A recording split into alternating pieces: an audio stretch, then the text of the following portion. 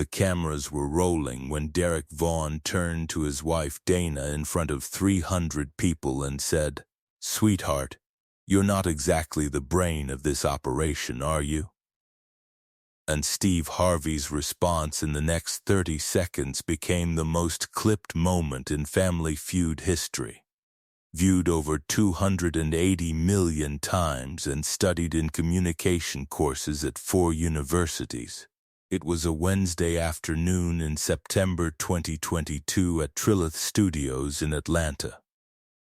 The Vaughn family from Louisville, Kentucky had been playing well for 20 minutes. Derek was confident, broad-shouldered, the kind of man who answers before the question is finished. Dana was quieter. She deferred during the huddles. She let Derek lead. She laughed at his jokes with an expression that was half warmth and half something else. Something practiced, like a reflex she'd had for so long she didn't notice it anymore. She had a cardigan the color of pale blue sky, and her hair was done carefully, and she kept touching the edge of her sleeve with her fingers. Nobody in that studio had noticed any of this yet, until the fast money round when Dana stepped up to the podium alone while Derek cheered from the family position, and she got the first 3 answers right, fast and clean, one after another. And the audience applauded, and Derek clapped too, and then Dana missed the 4th answer and the buzzer sounded. And Derek Vaughn laughed and said those words. Loud enough. Clear enough. The studio audience went quiet in a way it hadn't all episode. Dana Vaughn's smile stayed exactly in place. That was the thing that stopped Steve cold. The smile didn't move. It was a trained smile, the kind a person perfects over years of needing it. She had learned to wear it so automatically that the humiliation hit her somewhere below the surface, somewhere the cameras couldn't see. But Steve Harvey saw it. He had stopped walking the moment the words left Derek's mouth. His expression had shifted not to anger but to something sharper, more deliberate.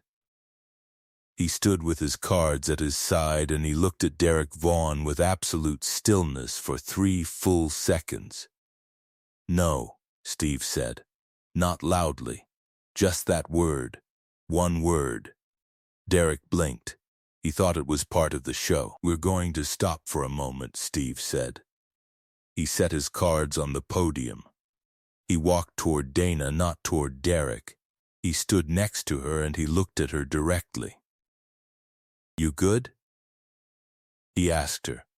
Dana's practiced smile flickered. "I'm fine, Steve. Okay, then I'm going to take a second to say something to your husband, and I want you to know it has nothing to do with the game." He turned and looked at Derek. "Sir, what you just said, I need you to hear me right now.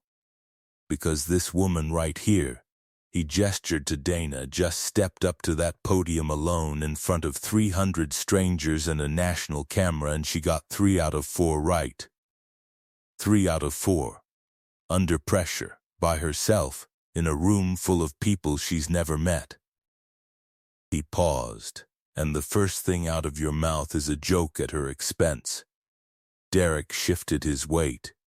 The smile on his face was fading. "I don't know your home," Steve said. "I'm not going to pretend I do. But I know what I just saw. And what I just saw was a woman who is doing her best, and a man who made her feel small for it. In public." He stopped. "That's not a joke. That's a habit." The room was completely still. 300 people had stopped breathing. "Let me tell you something," Steve continued, turning slightly toward the camera. "I want to talk to everyone watching at home right now. Because this moment right here, this is not unusual. This happens in living rooms every day, at dinner tables every day, in offices every day. Someone works hard and someone else makes them feel small for it. and most of the time the person it happens to does exactly what Dana just did. They smile, they keep going. Because they've learned that's the price. He looked back at Derek. But I'm not going to let it go on this stage. Not today, not on my watch. Derek Vaughan's face had gone through several expressions. He had started with surprise, moved through a brief flash of defensiveness, and arrived somewhere that looked like recognition. "Can I say something?" Derek asked. "That's what I'm here for," Steve said. Derek exhaled. He looked at Dana. He was quiet for a moment, and when he spoke, his voice was different. Quieter, stripped of the performance. "I didn't mean it the way it came out," he said. "But I've been saying things like that for a long time. And I think," he stopped, started again. "I think you deserve better than that. You always have." Dana looked at her husband. The practiced smile was gone.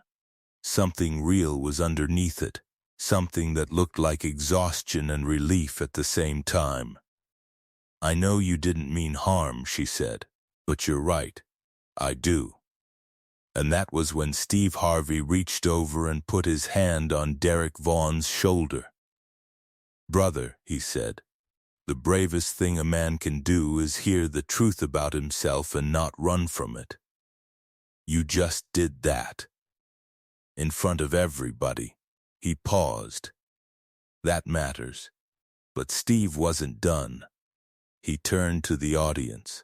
He said that the show was going to make a donation to the National Domestic Respect Initiative, an organization dedicated to supporting couples in rebuilding healthier communication. In the Vaughn family's name. He said it plainly, with no drama. And then he turned back to both of them. "You two came here to win a game," Steve said, "but the most important thing that happened here today wasn't on that board." He gestured between them. That was. The competing family, the Millers from Nashville, began to applaud first. Then the audience. Then the crew. Dana Vaughn was crying quietly, not hiding it anymore. Derek had his hand over his face.